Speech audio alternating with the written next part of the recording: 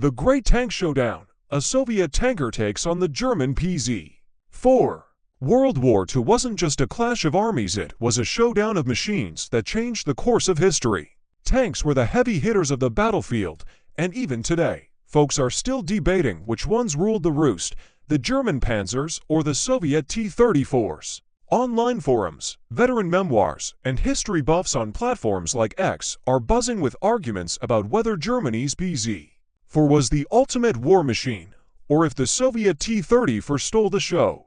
In this story, we're not just throwing around specs or opinions, we're diving into a real-life account of a Soviet tanker who got to test drive a captured German PZ-4 and found out it wasn't all it was cracked up to be.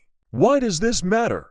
Tanks weren't just weapons, they were symbols of a nation's industrial might, engineering prowess, and sheer grit. The Germans boasted about their precision-engineered tanks, while the Soviets relied on rugged, mass-produced machines that could take a beating and keep rolling.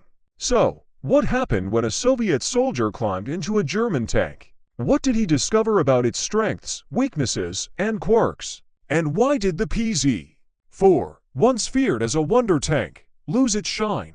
Let's break it down, step by step, with some fresh insights, economic context, and a bit of American-style storytelling to keep you glued to the page. The PZ-4, Germany's pride or overrated hype. Let's meet our star player, the German Panzer IV, or PZ-4, known to the Soviets as the T-4. This tank was the backbone of Nazi Germany's armored forces. Rolling off the assembly lines, starting in 1937, it saw action from the invasion of Poland to the fall of Berlin. By the war's end, German factories had churned out over 8,600 of these beasts, making it one of the most common tanks in the Wehrmacht's arsenal. With constant upgrades, the PZ-4 was a versatile machine, armed with a 75mm gun and decent armor that made it a force to be reckoned with in the early years of the war. The Germans loved to brag about their tanks. Propaganda films showed PZ-4 slicing through enemy lines like a hot knife through butter, and some history buffs still argue they were the gold standard of World War II engineering. In 1941, when Germany invaded the Soviet Union, the PZ-4 seemed unstoppable, easily outmatching lighter Soviet tanks like the T-26 or BT-7. But was it really the flawless war machine it was made out to be? To find out, let's follow the story of a Soviet tanker named Rem Ulanov, who got a rare chance to take a PZ-4 for a spin and uncovered some surprising truths. A Soviet tanker in a German cockpit. Meet Rem Ulanov, a young Soviet sergeant drafted in 1943. As a driver mechanic, he was used to the rough and tumble world of the T-34, the Soviet Union's legendary tank. In 1944, while serving with the 26th Army, guarding a headquarters on the 1st Ukrainian Front, Ulanov got his hands on a captured PZ-4. This wasn't a combat mission, the tank was far from the front lines, used for testing and training. But even this short ride gave Ulanov a front row seat to the PZ-4's strengths and flaws. Right off the bat, Ulanov was impressed by the comfort. Compared to the cramped, no-frills T-34, the PZ-4 was like a Cadillac. The crew seats had actual backrests, and there was enough room to stretch out a bit. For a tanker used to squeezing into a Soviet tank, this was a game-changer. But there was a catch. All that extra space made the PZ-4 bigger and clumsier on the battlefield. Ulanov, accustomed to the nimble T-34, found the German tank size a bit of a headache to handle. The controls were another mixed bag. The PZ-4's levers were smoother and easier on the hands than the T-34's, which was a plus for long drives. But the transmission? That was a different story. It howled like a banshee, loud enough to rattle your nerves. Worse, the transmission wall next to the driver got scorching hot, making the cockpit feel like a sauna. The suspension wasn't much better. To cut costs and speed up production, the Germans had simplified the PZ-4's design, resulting in a stiffer ride. For Ulanov, used to the T-34's smoother handling, this was a jarring downgrade. Then there was the fuel situation. German tanks used a special fueling gun, but the Soviets didn't have those lying around. Instead, Ulanov and his crew had to make do with buckets, funnels, and a hand pump. The fuel tank's opening was tucked so close to the track on the left side that refueling was like trying to thread a needle while riding a bucking bronco. You had to be part acrobat, part mechanic to get the job done without spilling fuel everywhere. The Battle of Kursk, where myths were shattered, Ulanov's experience is just one piece of a bigger puzzle. In the early days of Operation Barbarossa, the PZ-4 was a terror on the Eastern Front. Its thick armor and powerful gun gave German tankers a serious edge. But by 1943, the tide was turning. The Battle of Kursk, fought in the summer of that year, was the largest tank battle in history and a turning point in the war. It showed the world that the PZ-4 wasn't the invincible juggernaut it once seemed. At Kursk, the Soviets brought their A-game with upgraded T-34s, heavy KV tanks, and later the U-series. The PZ-4, once the king of the battlefield, was now just one of many. The Germans couldn't produce their newer, fancier tanks like the Panther or Tiger in large enough numbers to keep up. According to historical records, the Soviet Union was pumping out about 1,300 tanks a month by 1943, while Germany struggled to hit 400.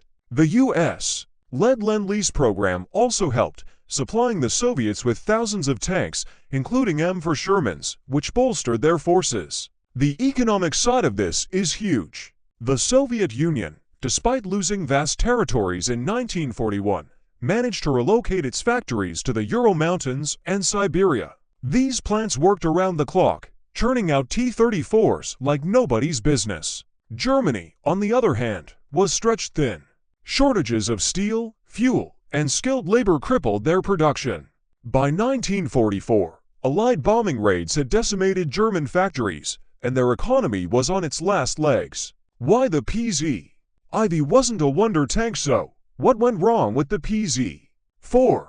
How did a tank that seemed so dominant in 1941 become just another piece of hardware by 1943? Here's the breakdown, outpaced by progress. The PZ-4 got upgrades, but they couldn't keep up with the T-34's sloped armor, and, later, its 85mm gun. The T-34 was cheaper to build and easier to mass-produce, giving the Soviets a massive advantage. Maintenance nightmares. German tanks were high-maintenance divas. The PZ-4 needed skilled mechanics and spare parts, which were often in short supply. The T-34, by contrast, was designed for quick fixes, even in the chaos of a battlefield.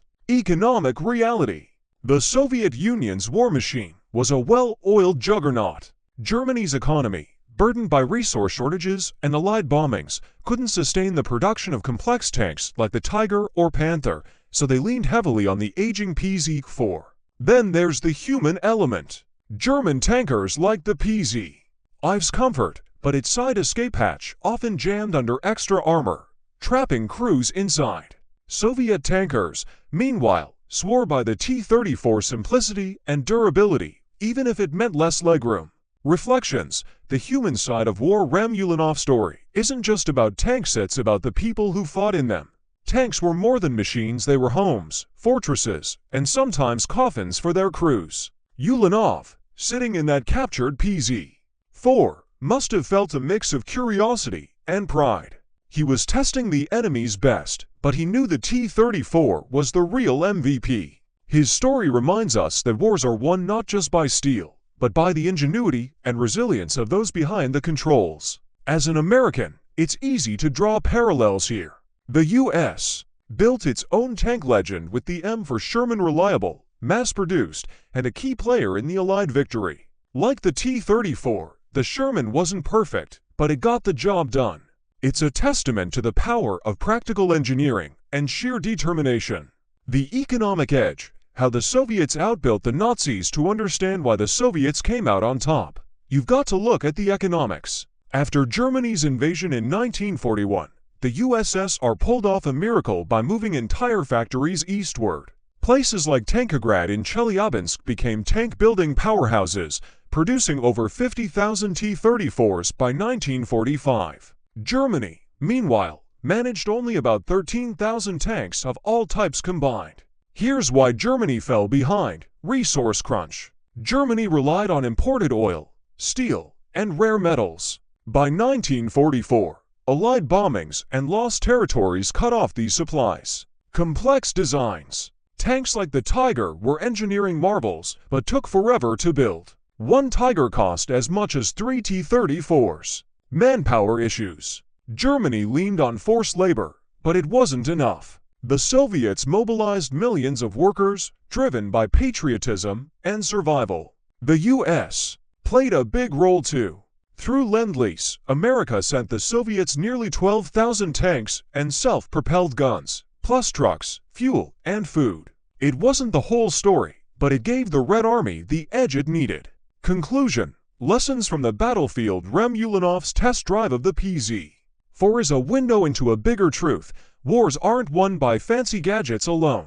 The Soviet Union's ability to outproduce, outfight, and outlast the Nazis made the difference. The PZ-4 was a solid tank, but the T-34 was a war winner, simple, tough, and built for the long haul. This story is a tribute to the soldiers, engineers, and workers who turned the tide. I hope this tale fired you up as much as it did me. If you enjoyed it, hit that like button, subscribe, and share your thoughts in the comments. Want more stories about World War II tanks, battles, or unsung heroes? Let me know, and I'll keep them coming. Let's keep history alive together.